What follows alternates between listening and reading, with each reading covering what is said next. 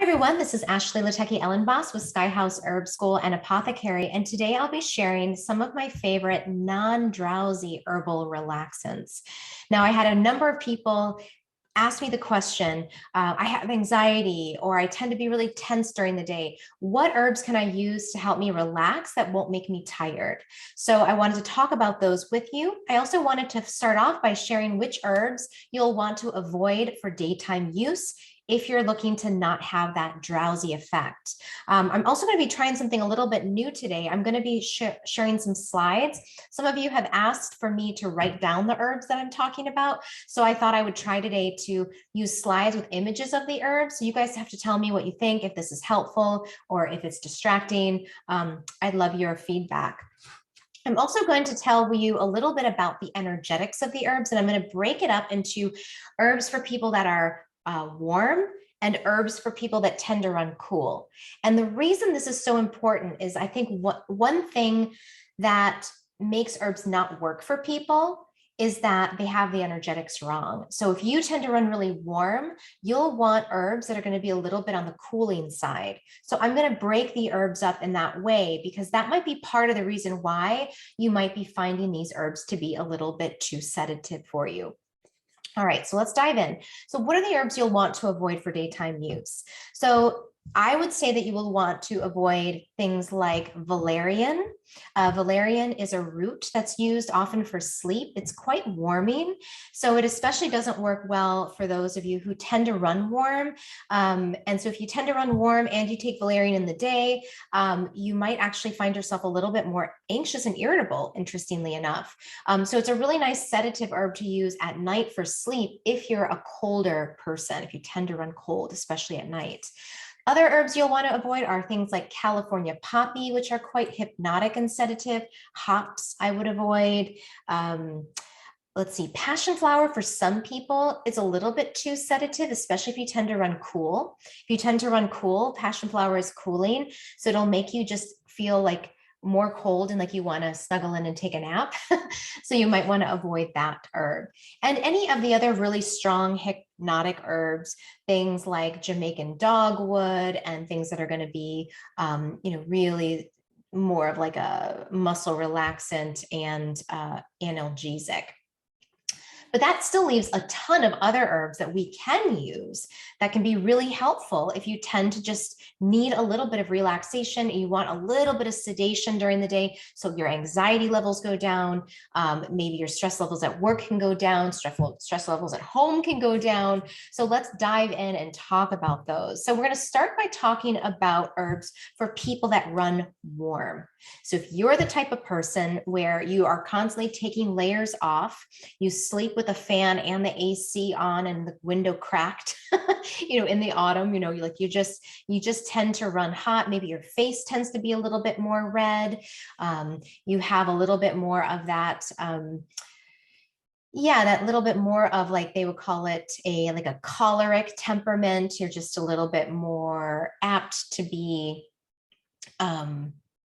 mobile, active, and really motivated, and again, you have that warm energy to you, then you'll want to use relaxant herbs that are a little more on the cooling side. So I'm going to pull up my slides now, and let's go ahead and take a look at these.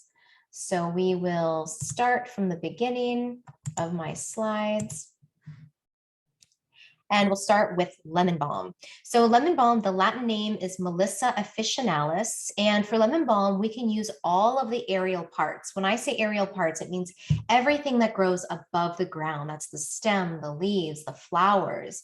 Those can all be used medicinally. Now, lemon balm is in the mint family, and even though a lot of mint family herbs are considered to be warming, lemon balm is actually a cooling herb, and it's a little bit on the sour side because of some of those volatile oils like limonene, and it's a very great anxiolytic. So if you find that you tend to be a little anxious, And if you tend to kind of vacillate between anxiety and depression, lemon balm was said to make the spirits merry. So maketh the spirits merry is an old quote by Gerard, a famous herbalist. And he really loved using this plant for that dichotomy, people that go back and forth between depression and anxiety. It blends really nicely with other mint family plants. So you may want to add it with spearmint, which doesn't tend to be quite as warming as peppermint. Then another herb that you might want to try is going to be rose petals. So rose is a wonderful plant in the Rosaceae family, and a lot of plants in the rose family are cooling. They're cooling. So you can think about, even eating berries like raspberries and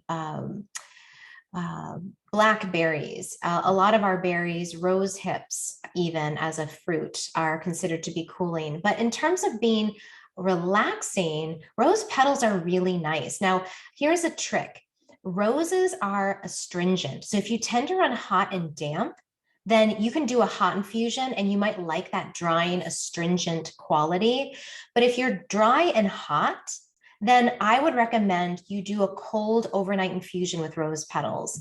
So take maybe about 2 teaspoons, maybe 2 tablespoons if you're doing a cold infusion. So 2 tablespoons of rose petals, put them in a quart jar of water and have it be cool water. Let it just steep overnight and then strain it in the morning and drink it. And you might find that that's really, really nice for taking down anxiety. It's also a great heart remedy. So you might find that that is a nice one for you. Hawthorn is also in the rose family. We can use the hawthorn leaves, we can use the flowers. This is, the Latin name is Crataegus. And so Crataegus, there's Oxyantha, there's a number of different species, but all of the, pretty much whether you live in North America or in Europe or in other parts of the world, there'll be a native hawthorn that you can find that's used medicinally. So this herb is a relaxant. It's very calming for the mind and for the heart. And as a heart remedy, it's also a really nice one for grief, for high blood pressure. So if your anxiety and your tension tends to manifest also as high blood pressure and headaches, you might find that this is a really good medicine. It works great as a tea. It also works nice as a tincture. And the berries are a little bit more for the cardiovascular system. It's really the leaves and flowers that are going to be more for the nervous system. Then we have mimosa flowers and bark. This is a beautiful plant. It's a tree, and fortunately, it's considered invasive here in North America. It's native to China, and in Chinese medicine, it was called the happiness tree. So I always get upset because people are like, "Oh, cut it down. It's invasive." I'm like, "Yeah, but it's the happiness tree, and it's come to take over the United States. That's a good thing. We could use a little bit more like rooted happiness." And that's why I put in this slide the flowers and the bark. So the bark is a very grounding relaxant, and the flowers are a very uplifting relaxant. So if you put those together, that's just my favorite medicine, because you have the grounding and the uplifting that can be very neutralizing for the spirits, for the mood. It has this really pleasant flavor. I make it every year as a tincture and brandy, and it comes out really nice. I've never had a bad batch. So you can make your own. This is a nice one if you live on the East Coast. I haven't seen it here in Minnesota yet, but it's mostly going to be along the Appalachian and the eastern part of the country. And so you can harvest your own, or you can buy a tincture and take it. The tincture, you would dose about 1 dropper full or 2 droppers full several times a day. And then we have blue vervain. Blue vervain is a wonderful, now this one, some people call blue vervain warming, but I tend to find that it's a little bit more on the cooling side. It's neutral to cooling. So it actually could be one that we could actually put over in the cool person category as well. So I would say that this one could live in both categories. Now, we use the aerial parts here, blue vervain. That's everything that's above ground. This is some blue vervain that I harvested. So you can see, if you can see my little video off to the side, this is what it looks like dried. And it is a wonderful, super bitter plant. You have to be ready. You have to be ready for that bitter, acrid taste. So this one is not great in a tea unless you're like me or you really love bitter things and you like that taste of something kind of yucky because you know it's medicinal. Like blue vervain for me is so medicinal that I like to taste all of its intensity. But most people will do better with a tincture. So you can try, buy a tincture of this plant, aerial parts, fresh plant is best. And you can take about, you don't need as much. I would say maybe 1 dropper full every few hours should be sufficient. And you could even start off half a dropper full. But this is really good for people that are very type A. They like control. They like things to be perfect. They really carry the weight of the world in their neck and shoulders. And this is the type of person that carries their anxiety and stress in their shoulders and neck, maybe even in their jaw. So if that's you, blue vervain might be a really nice medicine. Give it some time, take it over the course of a few days, slowly increase the dose, maybe up to 2 droppers full several times a day until you feel it. So take it until you feel it, because you will feel it. This plant really does work. You just have to get the dosing right. And then the last one is reishi mushroom. Now I don't have a slide for this. Let me just bring back my screen here. So these are some reishi mushroom slices. You can buy these at most apothecaries. I think I bought these from Mountain Rose Herbs. And reishi is a wonderful medicine that you can use as a tea or as a tincture. These are the slices. And mushrooms are cooling in general. So reishi is no exception. It is a cooling medicine. If you want to make it as a tea, you have to cook it, which means you have to cook it for a long time. So I would say like 4 to 8 hours of cooking it, slow simmer, and just let it cook and cook and cook and cook. And this herb is really good for calming the shen, or kind of the life force of the heart and the sparkle in the eyes. So if you have anxiety and you feel like you're kind of like deer in headlights, just feel like you're kind of constantly on high alert, reishi can smooth that energy out. It's an adaptogen, so it's also really good at feeding your adrenals, which can help your stress response. It's a really wonderful tincture as well. So if you don't want to brew a tea, it will sit in your refrigerator for a few days. So you can make a large batch and refrigerate it or freeze it too in ice cubes and then melt it as you want it. But if you would rather have a tincture, you can buy a tincture of it. And this is going to be 2 droppers full several times a day. So it's a little bit of a higher dose herb. And for the tea, you could drink, if you were to take, let's say, for example, maybe 4 slices of this and 2 cups of, well, you probably have to do 3 cups of water, cook it down till it's about 2 cups of water. Then you could drink 1 cup drink 1 cup one day, put in the refrigerator, drink the 2nd cup the other day, or you could make double the dose and make like 4 days worth. It'll stay in your fridge for about, 3 to 4 days, but give it a good sniff. Your nose will tell you if it's gone off. And that's why tinctures are nice, because they never go bad. All right, let's go back to our screen. First, let me tell you about herbs that are going to be for those of you that run cool. So if you're the kind of person that's always trying to bundle up, you're adding on layers, your toes, your fingertips are cold, your nose gets cold, maybe your digestion tends to be a little slow and sluggish, maybe you gain weight really easily, you're a little bit more of the anxious, frozen type of, that's kind of when you get really stressed, you kind of tend to slow down and freeze. You might really benefit from these herbs that are going to be more warming in nature, right? Because we want to, when you warm a cold person, that will increase blood flow. It'll relax and dilate the blood vessels, and they'll experience more calm as well as more warmth. And so that's what we're going for. All right, so now let's pull up some of my herbs here. And so if you run cool, try these warming nervine relaxants. The first one is chamomile, Matricaria chamomilla. Here we use the flowers only. And chamomile is just an age-old remedy for tension, for anxiety. Now, some people might find this plant a little drowsy if you take too much. If you're a person where chamomile makes you drowsy, I bet it's because you run warm. For those of you that tend to run cold, chamomile is probably going to be just the right medicine for you. So try it as a tea. You can buy tea bags from your health food store. You can also buy your own fresh plant and grow it. It dries really nicely and easily in a basket, or you can buy the dried flowers from your local apothecary. And this one is a nice one to brew one batch at a time. So a teaspoon of dried flowers per cup of water, let it steep only 10 minutes, and then sip on that throughout the day. If you're using tea bags, use 2 tea bags. I think that, a lot of tea bags, it's very little amount of herb in there. So try to make it a little stronger to give it that medicinal quality. And again, this is a warming, relaxant herb. It will really open things up, get blood moving, and it'll take down tension. The next one is catnip. Catnip is another wonderful warming mint family herb.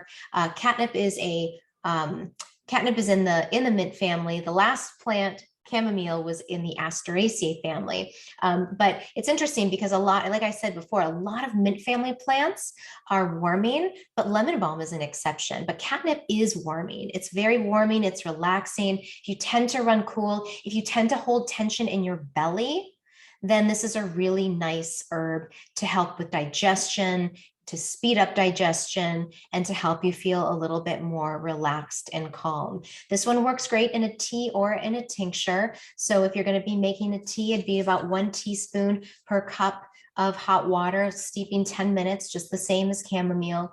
And as a tincture, you could take 1 dropper full several times throughout the afternoon or the day as you need it. And this one is a little more on the gentle side. And so, but again, for those of you that hold tension in your gut, in your stomach, in your digestive system, look for the relief there first. And then notice if once that starts to feel settled, the rest of your mind starts to feel settled too. The next plant is Kava. And Kava is this is one, again, if you tend to run warm, Kava is warming, so it might make you sleepy. But if you tend to run cold, Kava is going to be really, really helpful during the daytime. And you don't need much. This is a plant where it's a very strong plant. It was traditionally drank in Fiji as a ceremonial herb where they would use it before they would have village meetings.